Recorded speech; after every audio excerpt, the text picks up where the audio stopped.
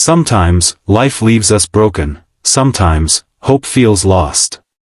But even in the darkest nights, a single act of kindness can light the way. Here on KindnessBreeze, we share true stories that touch the heart, stories that remind us humanity is still alive. Stay with us till the end, because today's story will make you believe in compassion again. The sound of explosions still echoed in their minds, even though the city was now miles behind them.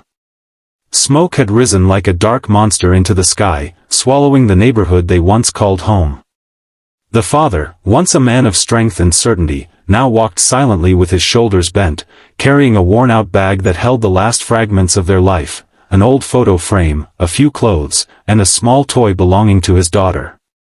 The mother's hands trembled as she held her little boy close, wrapping him tightly in a thin shawl. The baby's cries were weak, more from hunger than fear. Beside her walked her 6-year-old daughter, clutching her mother's hand so tightly that her knuckles turned white. Every step she took was filled with questions she couldn't ask, with pain she didn't understand. Their home was gone. The walls that once echoed with laughter had crumbled into dust. The warm kitchen where bread baked each morning was nothing but ashes. The father's shop, where he worked hard to provide for his family, lay in ruins. Everything they had built over the years was wiped away in a single night of violence. The journey away from their city was long and merciless. They walked barefoot over cold, rocky ground. The roads were crowded with others just like them, faces hollow with fear, eyes filled with the same unanswered questions. Where will we go? How will we survive? Every step was heavy, not because of the distance, but because of the weight of loss.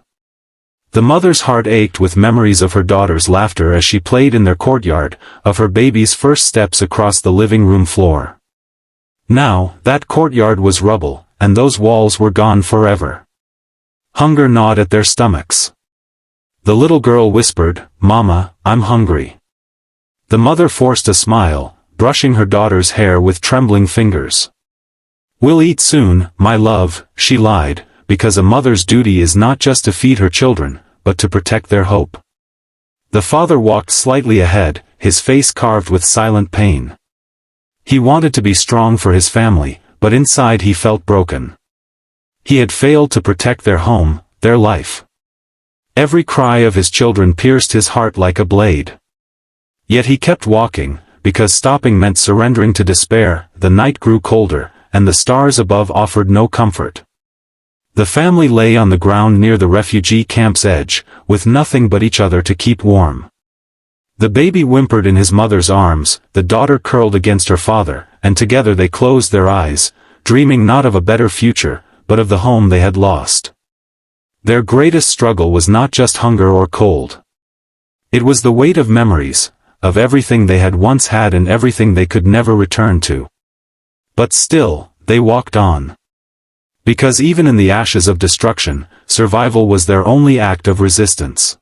The refugee camp buzzed with noise, people crying, children coughing, soldiers shouting orders, but in the heart of that chaos sat a little girl beside her mother, holding a piece of cloth like it was her only treasure. Her small face was tired, her hair messy, yet her eyes still carried the spark of childhood innocence. She tugged gently at her mother's sleeve. "Mama," she whispered, "when will we go home? I miss my bed. I miss my doll." Her voice was soft, but each word stabbed her mother's heart like a knife.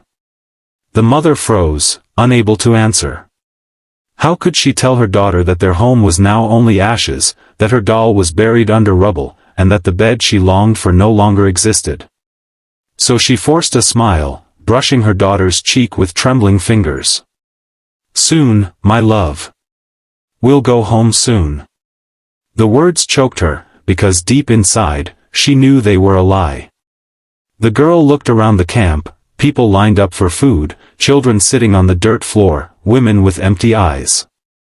She saw her baby brother crying softly in their mother's arms, hungry again.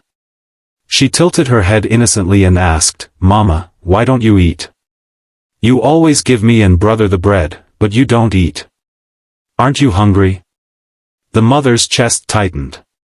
She wanted to scream out her hunger, her weakness, her pain. But instead, she smiled faintly, kissing her daughter's forehead.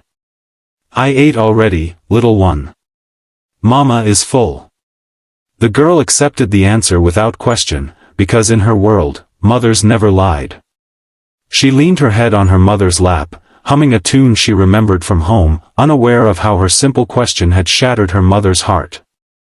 Later that night, as the cold wind blew through the torn tents, the girl looked up at the stars. "Mama," she said softly, "if our house is gone, will the stars take us in? Will they be our roof now?" Her innocence broke the silence of despair. The mother turned her face away, tears rolling down her cheeks. She didn't want her daughter to see her cry. She pressed her lips against her baby's head, whispering a prayer, because she had no answers left. The little girl cuddled closer, wrapping her tiny arms around her mother. "Don't cry, Mama," she said in her small, sweet voice. "When we go home, I'll give you my doll. She will make you happy." The mother's tears fell freely then, silent and unstoppable. Her daughter's words, so pure, so unknowing, carried both pain and comfort. She realized that even in the darkest of nights, her child's innocence was a fragile light keeping her alive. It was this innocence, the questions, the dreams, the unbroken trust, that hurt her the most. Because children believe, even when reality is merciless. And for a mother, that belief is both a blessing and a wound too deep to heal. The night was cruel. The wind cut through the thin tents of the refugee camp, and the ground was so cold it made bones ache. The father sat silently, staring into the darkness, ashamed of his own helplessness. The mother held her baby close, rocking him gently as he whimpered with hunger. Beside her, her little girl lay awake, eyes wide open, pretending to sleep so her mother wouldn't worry. They had eaten nothing that day except a small piece of dry bread, and even that had been divided among the children. The parents had gone without food for 2 days, hiding their suffering behind forced smiles. Hunger had become an enemy they could not fight. A man, a volunteer who often visited the camp, noticed the family. He had seen them before, quiet, never begging, never pushing to the front of the food line. The father always stood tall, even in his brokenness, and the mother always covered her children first, even with the little she had. Their dignity spoke louder than words. That night, as he passed by, his eyes fell on the mother. She was sitting on the ground, her back against the wooden post of the tent, whispering lullabies to her baby while her daughter slept in her lap. Her voice was tender, but her face carried exhaustion so deep it looked carved into her skin. The man noticed her lips were dry, cracked from thirst, and her hands trembled as she stroked her child's hair.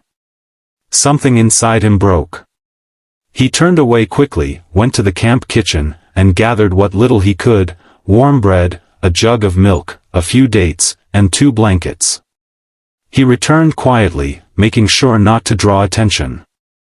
Without a word, he placed the food in front of the family and covered the sleeping girl with one of the blankets. The mother looked up, startled.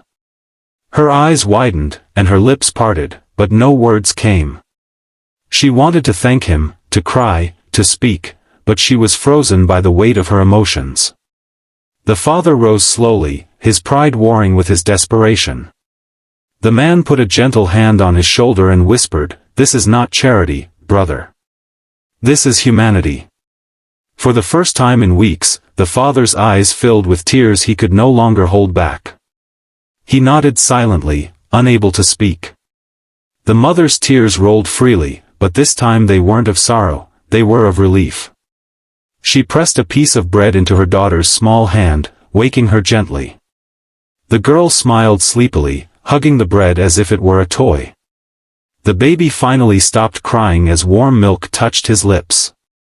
The family ate together, quietly, with trembling hands. Each bite was more than food, it was dignity, it was hope, it was proof that kindness still lived in the world.